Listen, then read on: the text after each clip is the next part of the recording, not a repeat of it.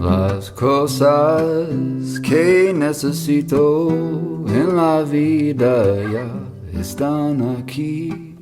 Las cosas que necesito en la vida ya están aquí. I am free, free as a bird now, with my feathered wings. I am free, free as a bird now, with my feathered wings.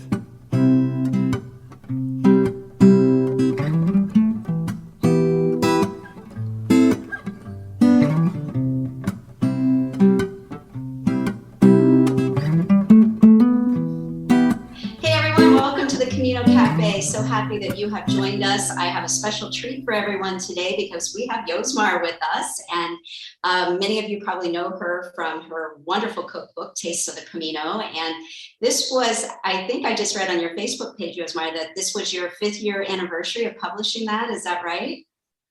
Absolutely. It's been 5 years since I launched the book, and wow, it seems like it was yesterday.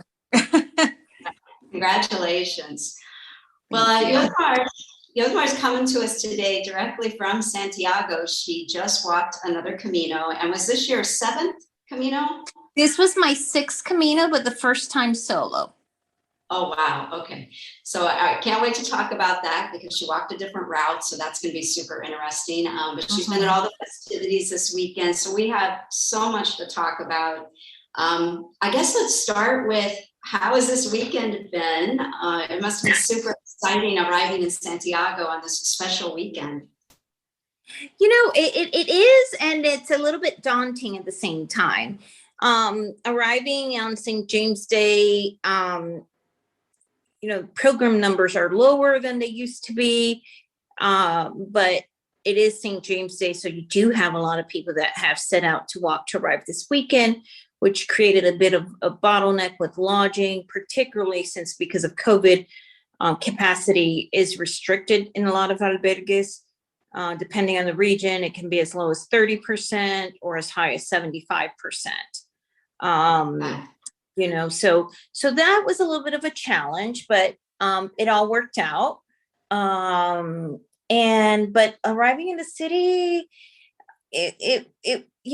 I walked the last 3 kilometers under harder rain. So I arrived soaked and cold, but it was lovely still.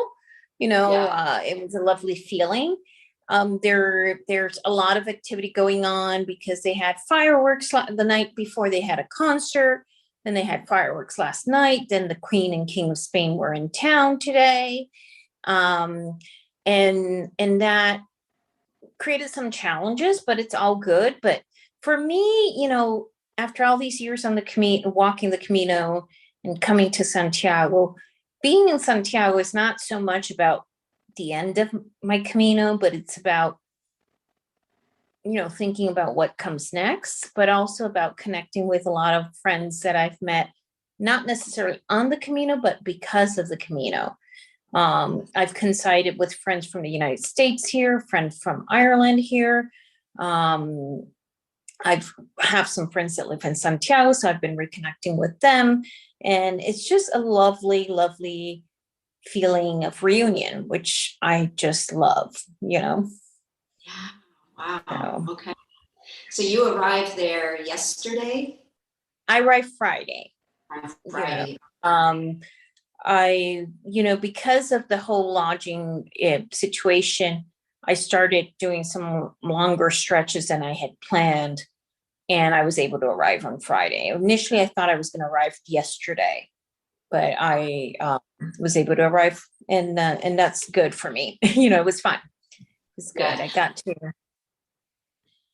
And I would say the Pilgrim's office system is working. Like, you register online, they give you a QR code when you arrive at the office. You present that QR code, and then they give you a ticket with another QR code. With that, you're able to track how far away are you from being seen. So, I was number 876 and they were serving number 366. So I had lunch, I did my check-in, I took a shower, I had time for all that. And then I got back. They asked you to be back 30 numbers before yours. I got back and I got my Compostela. And so it was good. Today I went with a friend. It was a little bit more chaotic because the line was much longer, but it was, it's all good. So congratulations. That's so Thank exciting. you. Doing this one. And I've been kind of living through your Facebook posts because you first headed out to, I think, Iceland, right? And your photos were gorgeous from that trip. And then, of course, heading on to Spain. And so had you had it planned that you were, when did you decide that you were going to be in Santiago this weekend? Is this something long planned or just something right after we started being able to travel? You said. So here's the thing. I had been thinking for my summer travel, because Iceland was one of the first countries that announced that you could travel or that Americans would be allowed to travel in. I was thinking of doing Iceland and, I was toying with that idea a bit. And then Spain announced that they were opening up. There were a lot of different factors. Spain announced that they were opening up, and I'm like, well, I want to do a Camino, but I'm kind of already emotionally committed to doing Iceland. So I still hadn't bought tickets for Iceland. So I started looking at different ways of doing it economically. And the best way for me was actually to fly to Madrid and buy 2 different tickets, one to Madrid and one from Madrid to Reykjavik. And that's what I ended up doing, because by the time I started thinking about Iceland, airfares to Iceland from the US in coach were outrageous. Yes. So I started saying, well, how can I combine the two of them? And then I had family coming into town, and I wanted to see my nephews before I left. So I was waiting for them to arrive and just hang out, overlap a day so I could see the little ones. And then I had a friend that wanted to spend some time in Spain over 4th of July. And I said, okay, well, she wanted to travel with me over 4th of July. I said, well, I'm going to be in Spain. If you want to travel, you have to come to Spain. That was how I said. And she's like, sure. So all that kind of dictated when I would start my Camino. Because I couldn't start the Camino before her coming to Spain because I couldn't leave the US soon enough. And then, and when I started my Camino, that meant I arrived here this weekend. It wasn't planned. It wasn't on purpose. I wasn't trying to arrive here this weekend. As a matter of fact, before she had fully committed, I was going to arrive here a few days before my birthday, which I was excited to spend my birthday here. And then when she said, okay, I'm going, I was like, okay, I'll delay this by a week. And that's why I arrived here this weekend. Long story short, or short story long. It sounded like it ended up being perfect timing. Yeah. So I'm wondering, Yosmar, since you have done quite a bit of traveling during all, the kind of the end of the restrictions, what has that been like for you? Can you give an idea to viewers and listeners, what you've experienced in trying to travel first to Iceland and then to Spain, and what you've been noticing is different than in the past? Well, I think the biggest thing is that you have to embark with it, knowing that things can change at any moment, and you need to be flexible. If you are not comfortable with that level of uncertainty, maybe traveling this year overseas might not be the best choice for you. So for instance, when I got first, when I booked my ticket to Spain, I booked it after the prime minister or the president had said, yeah, we're opening June 7th. And then there was a week period where the Spanish government announced that the entry restrictions to third countries, nationals, would be extended to June 30th. So I was like, okay, I may not be able to fly to Spain. So I was coming up with a plan B. I was like, okay, let me try to get to Iceland in a different way. And I'll do Iceland and I'll deal with Spain in do Spain in a later time. And then a week later, there was further clarification that yes, I could travel here because I was vaccinated. But the rules have been changing almost on a weekly basis. When I got to Iceland, there were certain restrictions about mask use, being tested upon arrival. Those were lifted the day before I left. Oh, okay, great. Yeah. And for instance, also when I arrived in Spain the first time, so I had a 14-hour layover in Spain, they asked to see my vaccination card. When I got back from Iceland, they were like, okay, go on, you have the QR code, we don't need to see anything. So restrictions have changed. And then the same thing that for that 14-hour layover, I went into Madrid and everyone was using masks on the street, etc. That was lifted towards the end of the month.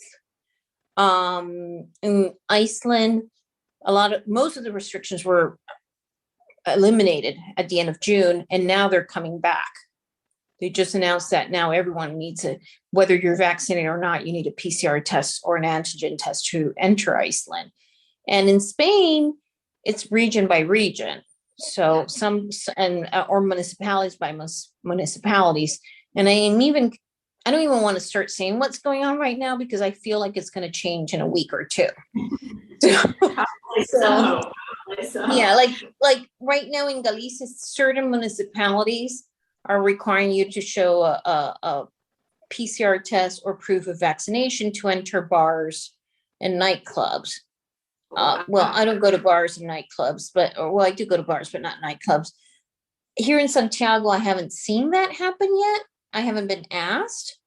So I'm not sure if that applies to the municipality of Santiago or not, but that was a development this past week. It was announced on, I think, Tuesday or Thursday that starting today or last night at midnight, that was going to be the new thing. I haven't had anyone ask me, but I don't know if it applies to Santiago or not. I don't think so. Or they're just being more lenient because they have so many people in town that they don't feel like they can manage that right now. And they'll start doing that next week, tomorrow or Tuesday, who knows, when there are less people in town. Because right now the city is packed. It's packed. And it's hard to get a restaurant reservation because they have capacity limit restrictions in place.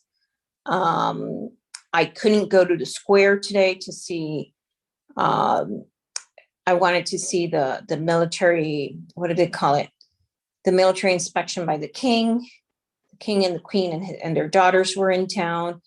I saw the military parade going into the square a little bit. I was outside of the square and I saw the king and queen arriving in their car and the daughters arriving in a different car, but I wasn't able to see it because they weren't only allowing 200 people into the square. Oh, wow. So did they have guards like at the tunnel and all of the yes, and all the streets, etc. And I'm staying in a hotel very close to the square. So when I was done watching the military parade, I wanted to come back to my hotel. And even now at night, or not night because it's quite bright outside, I wanted to come back. And the only reason I got through was because I showed them the key to my hotel room. And they're like, I'm staying here. I need to get through. And they're like, okay, because they're turning people away. Okay. So is there a lot of social distancing outside? Is that the reason for the 200? Is that they're trying to do social distancing as best as possible. So in the square for today, but it's hard. It really is, particularly on a weekend where there's so many people in town.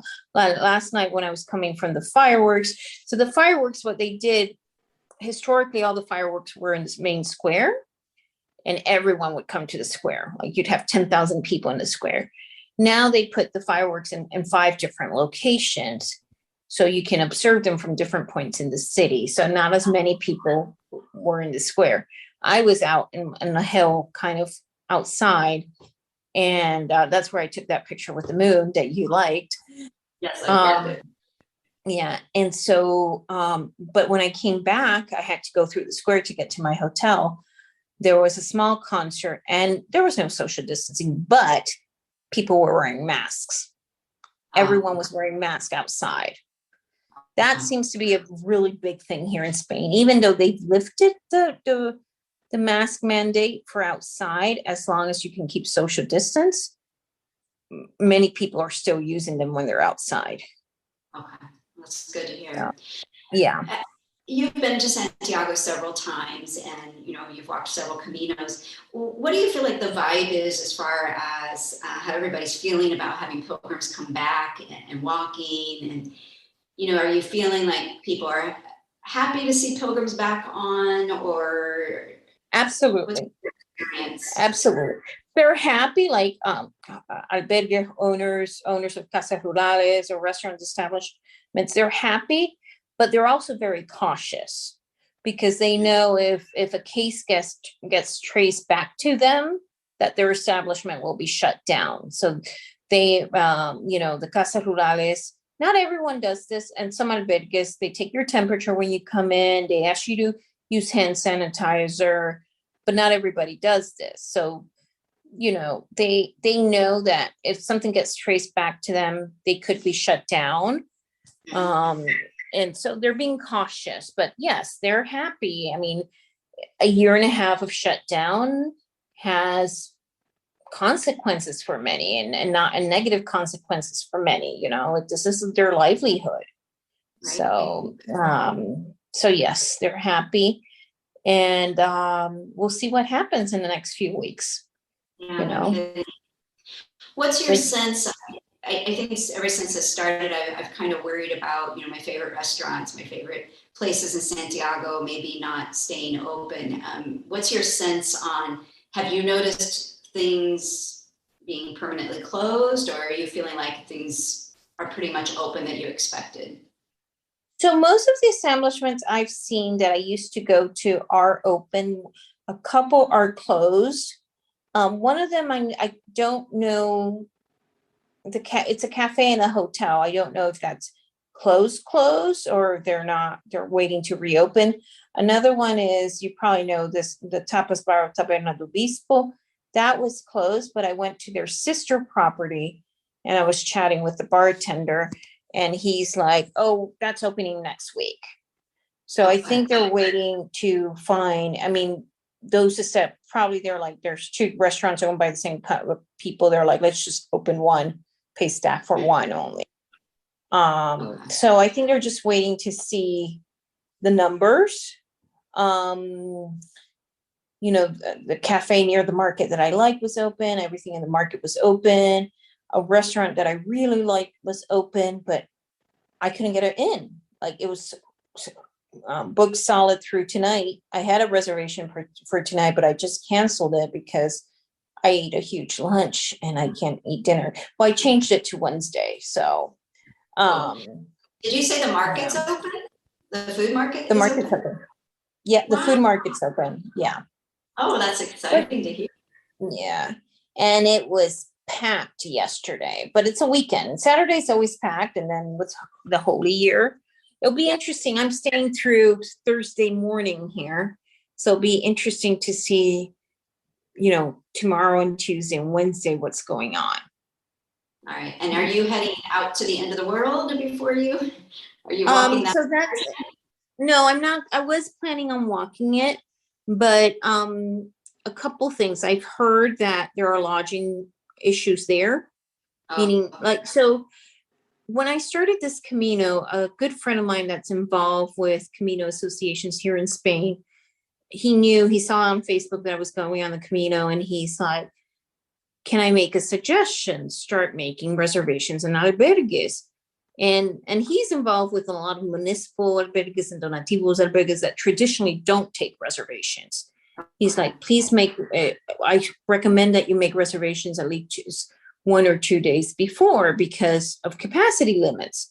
So I started making them. I did the first one about 4 days before, and then everything else I did like 2 days before. And I started noticing that the people, as I was calling, people were telling me completo, completo, completo. So I started getting more concerned. And then that last stretch from Lugo to Santiago where 2 of the days it merges with the Frances.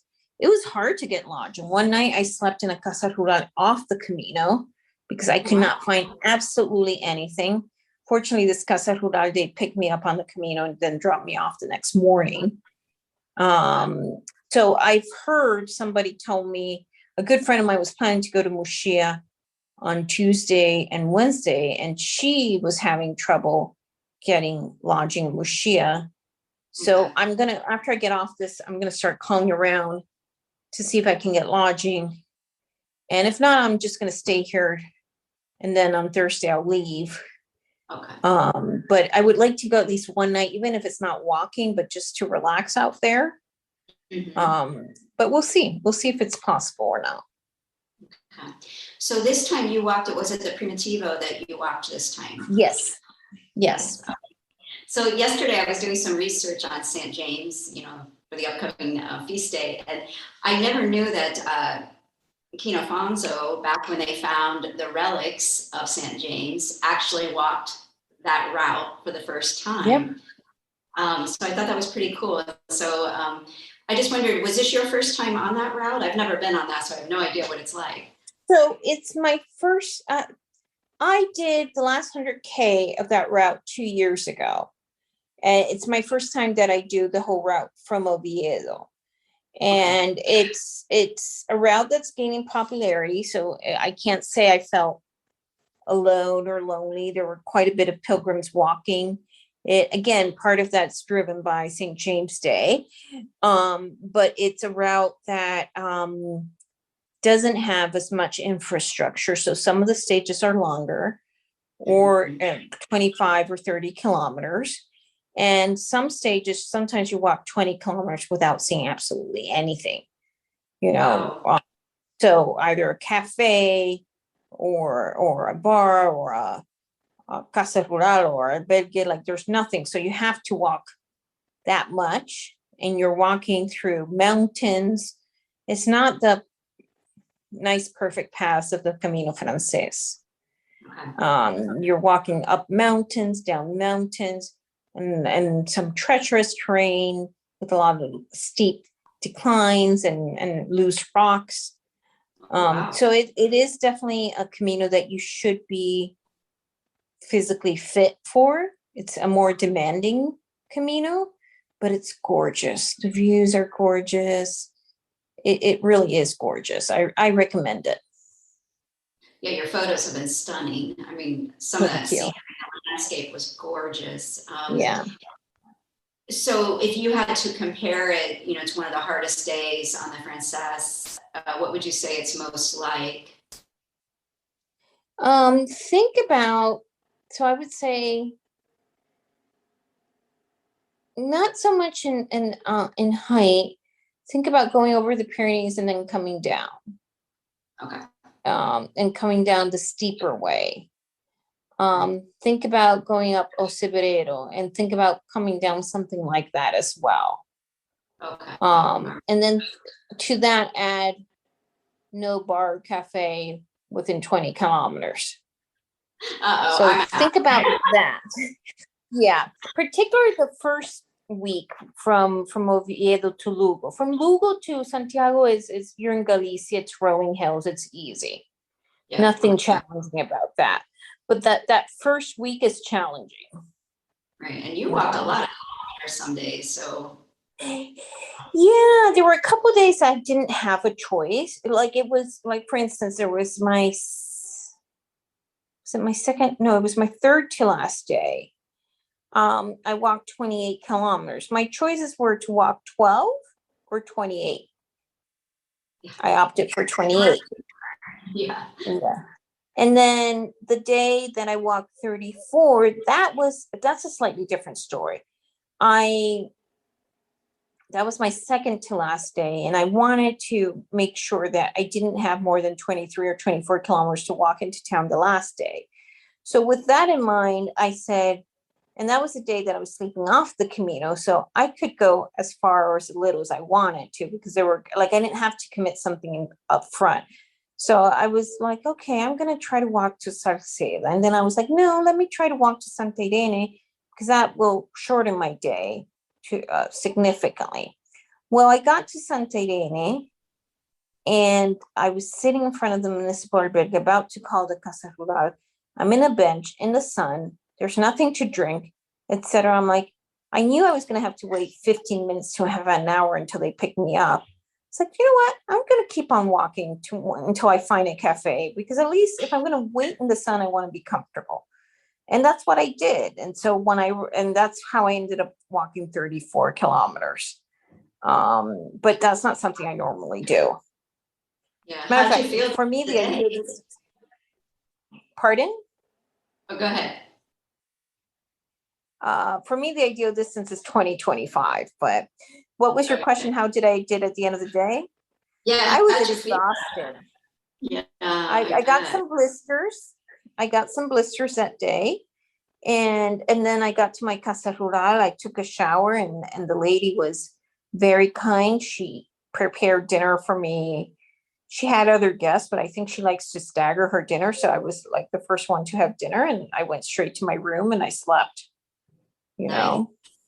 Nice. Okay, so question for you.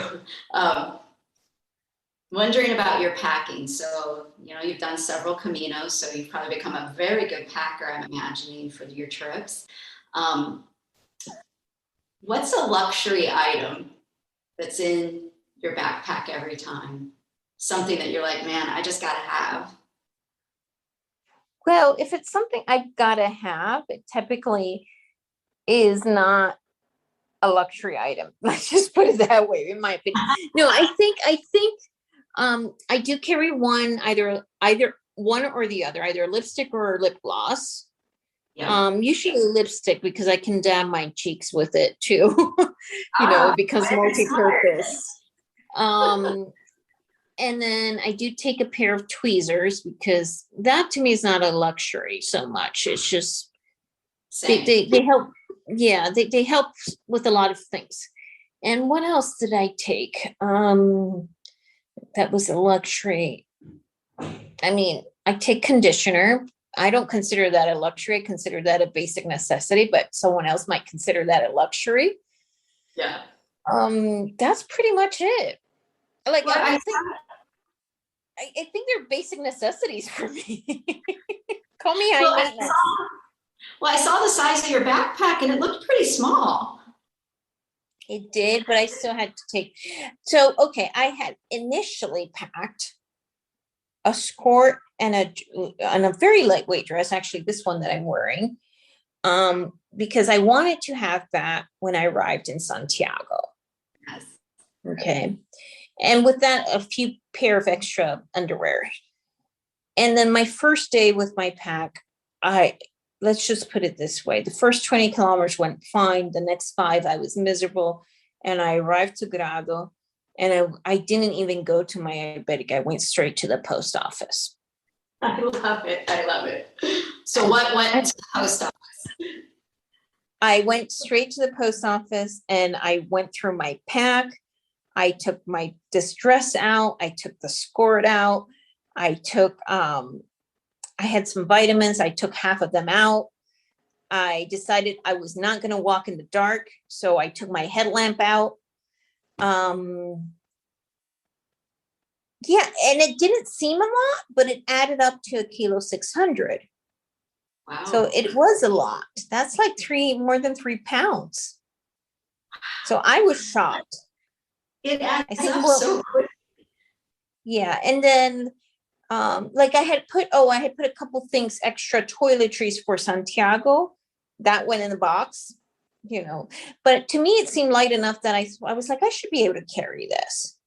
But it was 1.6 kg, so it adds up. And I think what really for me, but I need it, is my water bottle. That really weighs me down. Yeah. A lot. So water bottle instead of a Camelback. Yeah, well, the thing with my pack, what I've noticed, if I put a Camelback in it, it takes a lot of space, and then I have issues fitting everything in. And I didn't do a sleeping bag. I did a sleep sack. Okay. So yeah, what did I take in my pack? 2 pants, 3 shirts, one of each I was wearing every day. 3 pair of underwear, 2 sports bras, 3 pair of socks, 2 pairs of liners, a camping towel. My camping towel is a tad bit big, I admit. I still have it from my very first Camino 10 years ago. And, I didn't know anything. And I just thought a camping towel, I should be able to wrap myself in it like I wrap myself at home in a towel. So I bought the biggest size possible. So now I understand that wasn't necessary, but I have it. So I use that. I did a sleep sack, not a sleeping bag. I had a thin shell. I had a vest. And then I did take a little thermal t-shirt, which was what I slept in. What else did I have in there? And my sandals for my evening wear. I call it. My sandals are my evening wear. And then a toiletry bag with all the basics. And, then you get into the small things, wallet, water bottle, those things that start adding up, Yeah. Do you walk with poles? You walk with poles or no? I do. I absolutely do. I'm a big believer in using poles. Same. I think they help a lot. And not only up and down, but getting tired, they really help a lot. Yeah. And it takes pressure from your joints when you're going down. So, and those are my hiking poles. They're fairly light. I have the Black Diamond Z poles. Mm-hmm. They're fairly light. And I hadn't noticed how light they were until the other day. Pilgrim asked me to hold her poles. I was like, oh, wow, these poles are heavy compared to mine. So I've never noticed that. I've never even compared mine. Interesting. I never compare, but I noticed this. I was like, these are heavy. So yeah, thank goodness you have the light ones, right? So Yosmar, I can't. And then the other little thing I take that some people might think is kind of it's not really necessary, but I take it with me because not all our biggest baths have somewhere to hang your stuff. So I take a little hook that I put over the shower door. Oh. And then I can hang my stuff. That's a great idea. I love that. I will be using that tip. That's wonderful. I can't wait to get back and walk my next Camino after COVID. And I know that you're still in a state of probably processing because you literally just finished. But how did it feel being able to walk after this lockdown? And, what are you processing at this point, of being able to get back there and walk? So are you asking this more from a philosophical standpoint or a practical standpoint? Philosophical, emotional, this lockdown was rough. It was a rough lockdown. So it's lots to process. It's something I don't take for granted. I'm grateful that I have the health and the spirit to do this because there are people and the time and the means, but to me, mostly the most important one are the health and the spirit, because if you have the health and the spirit, you will find the time and you will find the means to do it. Even if you don't have a lot of money, you make choices. If you really want something really hard, you make choices. And, I have friends right now that either they don't have the health. I have a very good Camino friend that she right now doesn't have the health to walk the Camino. And so she can't be here no matter how badly she wants to be here. And she has the spirit, but she doesn't have the health. Yeah. And the spirit is, when I hear people so concerned about travel, that's where I say you don't have the spirit so much.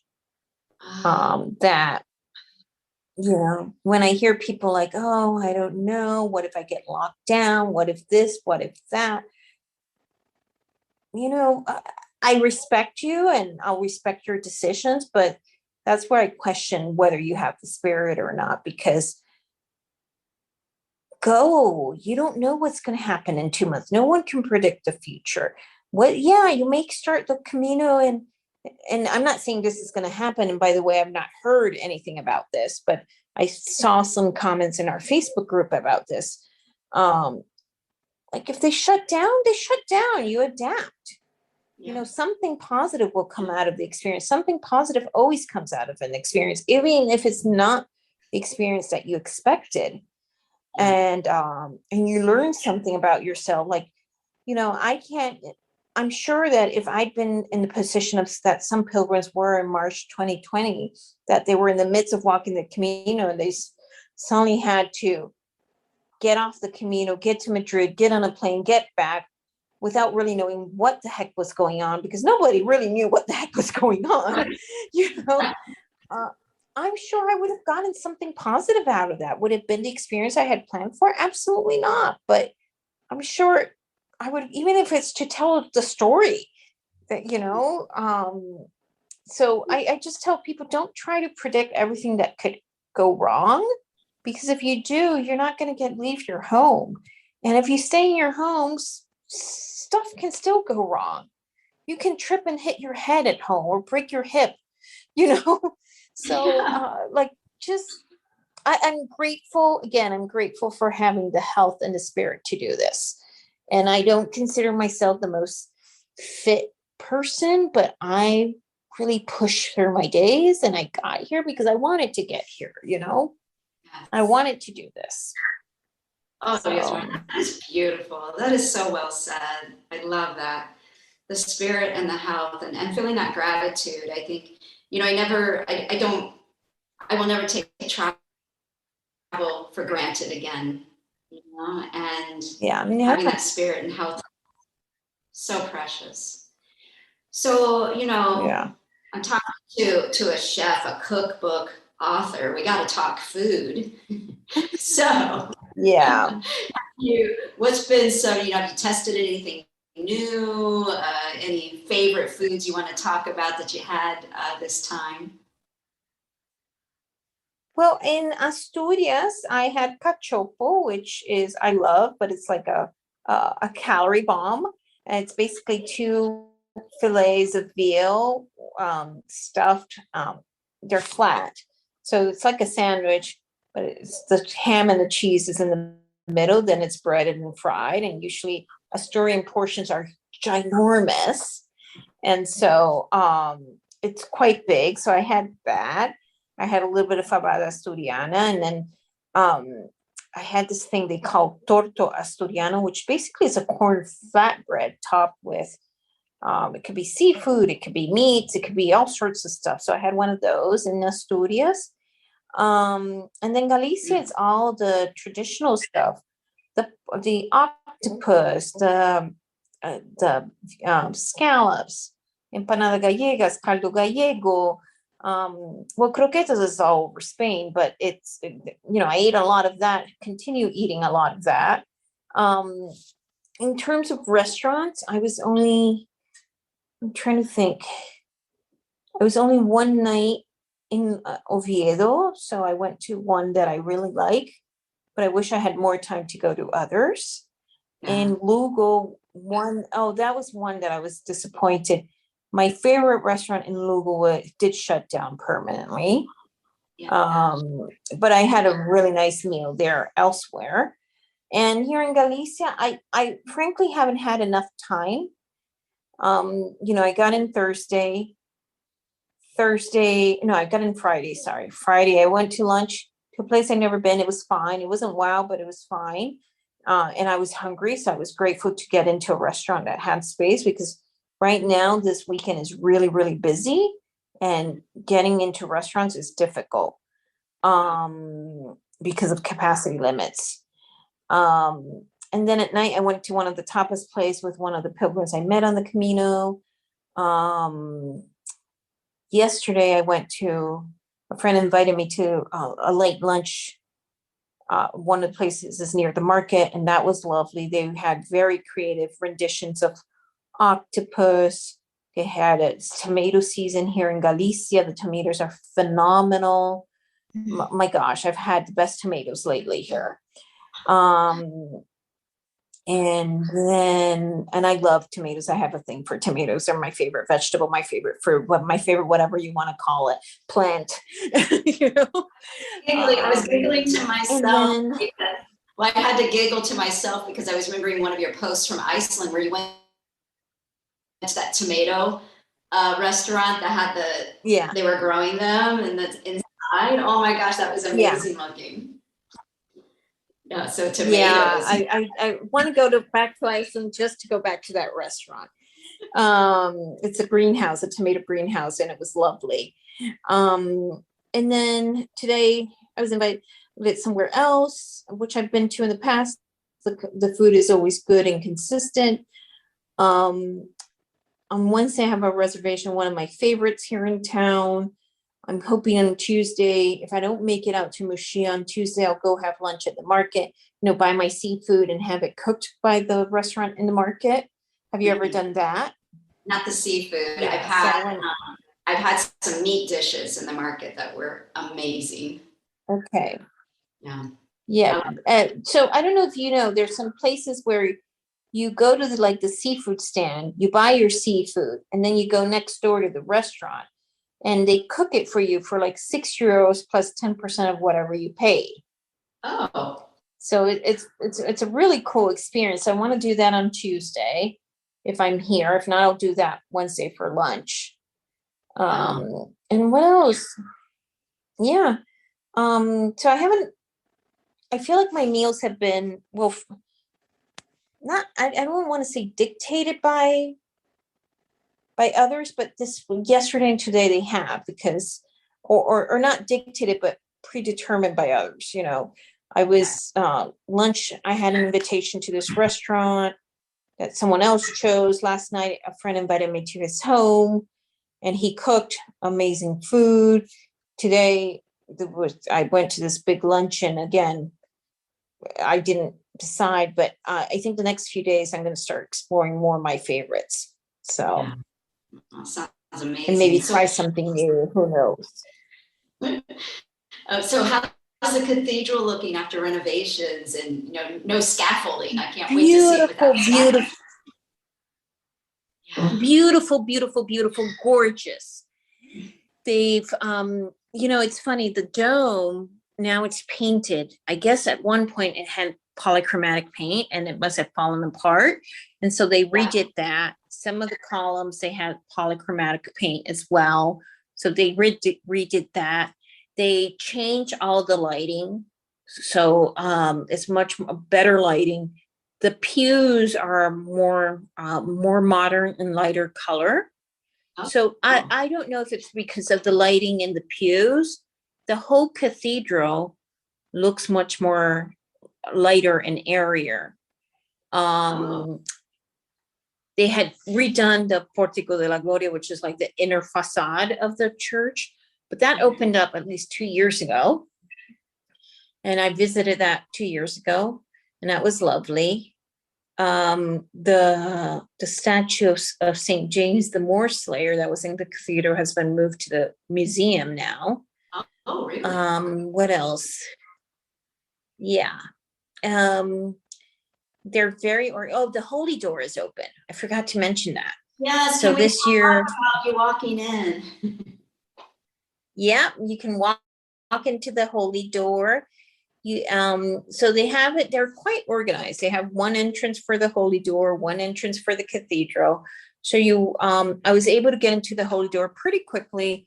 I got there yesterday morning around 8:10 in the morning, and 20 minutes later I was out. So you walk through the Holy Door, then you go through the crypt and out. They're not letting you hug the saint because of COVID. Yeah. So that's off limits. But it makes sense, it makes sense. And then to enter the cathedral, you go the other, by the other entrance, and it's lovely. The other thing, they're limiting how many people can sit in each pew. It's like 3 people per pew. And then the pews are also more separated out. And then towards the back, you don't have pews, there's chairs. And I think I posted some pictures in my Instagram story. because of that, the cathedral almost looks a little bit smaller because you don't have so many people. Yeah. But it's lovely. I think they did a really good job with the renovation. The other thing I did yesterday was the tour of the rooftop. I had done this tour back in 2013. And basically you climb up some stairs to get to the rooftop. And then you walk on the roof, and it's a guided visit. So you have a guide explaining to you, the architecture of each tower, the history of the construction, etc. And that renovation has also been done very nicely. It felt safer than when I did it in 2013. I've heard it's a little 2013, scary. I remember. It is a little bit scary, but in 2013, I felt like, well, I mean, you still can fall and slip and trip, whatever, but the roof felt like it had a lot of moss, so a little bit more slippery. Now there's no moss. Okay. And, but yeah, and then you don't have to be standing up the whole time while the guide is talking. You can sit, and that's a little bit less scary. But that's something I really recommend. I have seen that type of tour being offered in other parts of Spain more recently, but I had never seen that anywhere before I came to Santiago. It's something that I highly doubt you'll ever be able to see anywhere in the US, assuming we had cathedrals like that, which we don't. But as if we had them, they would not allow it because of liability. But it's and you get amazing views of the city and the Obradoiro Square, etc. How much does it cost to do that? That one, the Pilgrim rate, which is a reduced rate, is 10 euros. And it gives you access to the museum as well. Well, I wasn't able to go to the museum because, I had plans, so I wasn't able to go to the museum, but. Wow. Oh my gosh. It sounds like you've just had an amazing pilgrimage, and how special to be able to end on St. James Feast weekend. I'm so grateful for you taking time out to talk to us. I know you've got to start making arrangements for the next part of your trip, so I don't want to hold you up because you've been a busy gal. So okay. Have we not talked about anything? It's kind of. No, I would just say if you're thinking of coming soon, for the most part, albergues are being really good about capacity limits. I remember there was one day, so one of the regions, there were 50% capacity for municipal and donativos and 75 for private.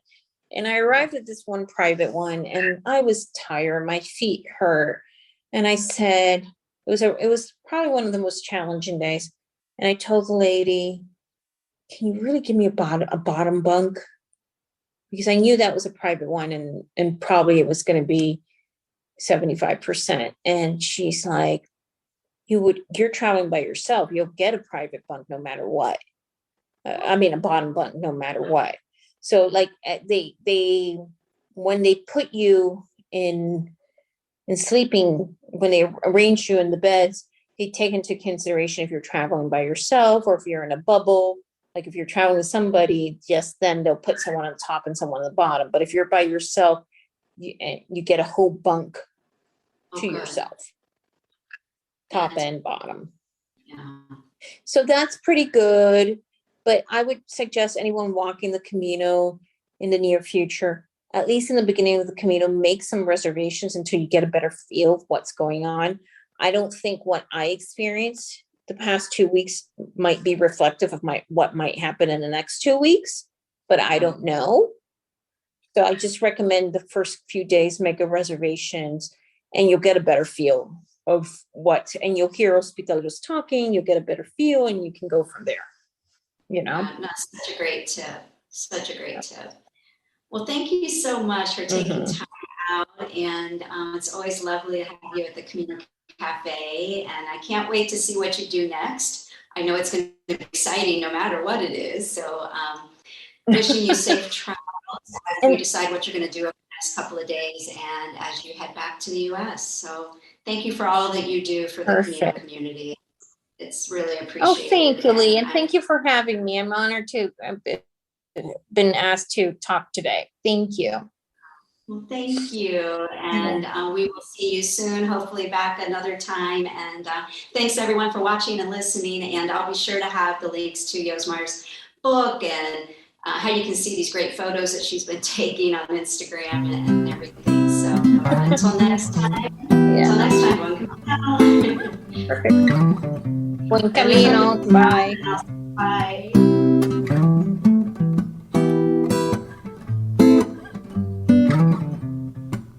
Las cosas que necesito en la vida ya están aquí. Las cosas que necesito en la vida ya están aquí. I am free, free as a bird now, with my feathered wings. I am free, free as a bird now, with my feathered wings.